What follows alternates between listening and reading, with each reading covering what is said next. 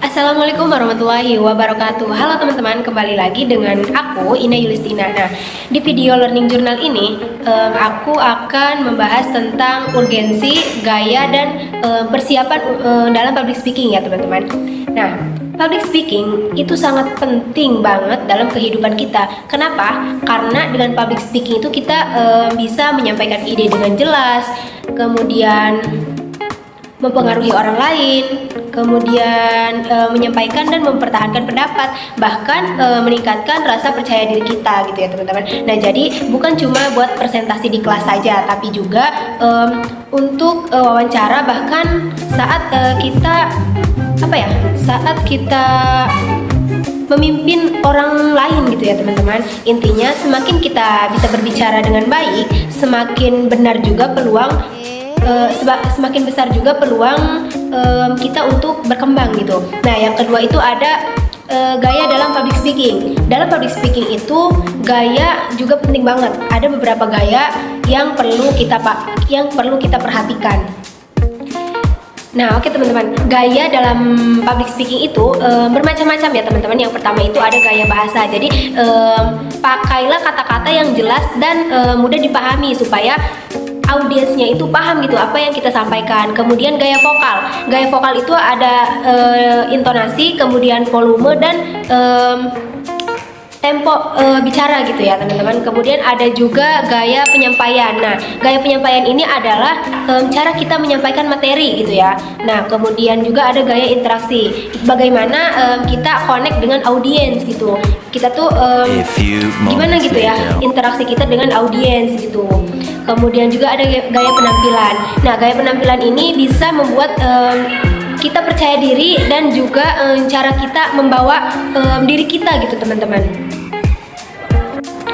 Oke teman-teman, yang penting gaya kita itu harus konsisten dan sesuai dengan audiens gitu ya. Misalnya kalau kita ngomong di depan teman-teman, kita bisa lebih santai gitu ya. Tapi kalau misalkan di acara formal, kita tuh harus lebih rapi dan profesional gitu teman-teman. Nah, yang ketiga itu ada persiapan dalam public speaking. Supaya public speaking kita berhasil dan bagus, kita tuh harus punya persiapan teman-teman. Persiapan yang benar-benar matang gitu ya. Salah satunya pakai konsep 5W 1H.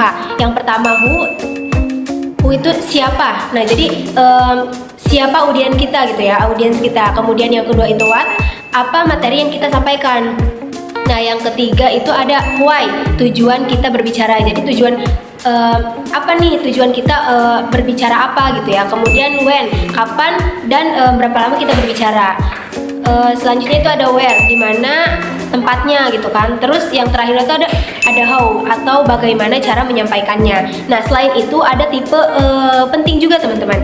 Yang pertama itu tetap relax dan percaya diri, kemudian kuasai materi ya teman-teman. Jadi kalau misalnya kita mau berbicara di depan banyak orang, kita tuh harus mempersiapkan dan harus menguasai materinya gitu ya. Nah, kemudian yang terakhir itu buat poin-poin penting saja gitu ya. Nah, jadi kalau misalnya kita mau presentasi atau mau menjelaskan apapun itu, kita harus membuat tulisan yang poin-poinnya saja biar kita itu tidak lupa gitu ya, dan tidak bingung apa yang mau kita sampaikan gitu. Nah, oke teman-teman, selain membuat poin-poin penting, ketika kita presentasi atau ketika kita sedang menjelaskan apapun itu di depan banyak orang, kita jangan terlalu banyak bilang minta maaf.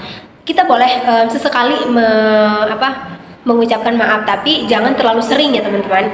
Terus gunakan gestur secukupnya. Jadi jangan terlalu berlebihan. Nah, yang paling penting itu adalah jadilah diri sendiri. Jadi kesimpulannya, public speaking itu bukan bakat, tapi public speaking itu skill yang bisa dilatih.